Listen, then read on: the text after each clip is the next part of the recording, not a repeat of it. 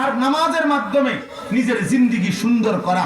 আল্লাহ ওয়াদা দিবেন, আমার এমন নেককার বান্দা 24 ঘন্টা যা করবে আমি একটা কিছু তার নেকি ছাড়া রাখবো না, সব কিছুতে নেকি দেব। কোরআনে আল্লাহর ওয়াদা। যে এই চেষ্টা করে যে আমি কোরআন মতে দিন মতে চলব, ইন্না লা নুদিউ ওয়াল্লাযীনা ইউমাসসিকুনা বিল কিতাব ওয়া আকামুস সালাহ ইন্না লা নুদিউ আজরাল মুসলিহিন।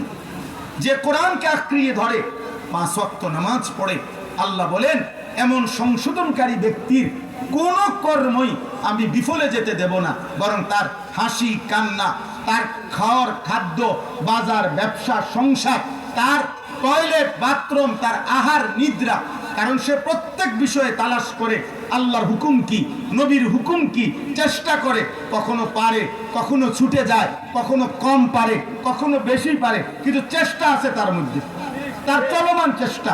আল্লাহ বলেন আমার এমন বান্দার 1 সেকেন্ড নেকি ছাড়া আমি আল্লাহ তাআলা থাকতে দেব না। সবকিছুতে নেকি, সব এটা হলো বুদ্ধিমত্তার কাজ।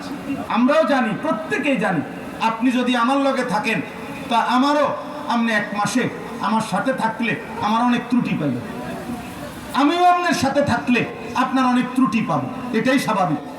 আমিও মানুষ, আপনারাও কি মানুষ, কিন্তু প্রশ্ন হইল, লক্ষণীয় হইল যে আমি কিংবা আপনি সংশোধনের চেষ্টা আছে কিনা।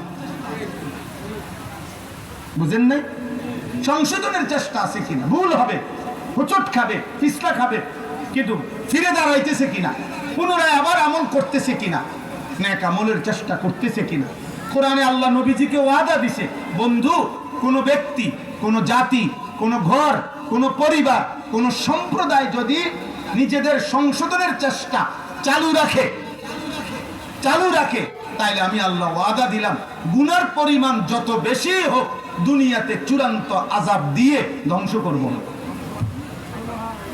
শর্ত হলো কি, সে ফিরে আসে, বারবার সে ঘুরে দাঁড়ায়।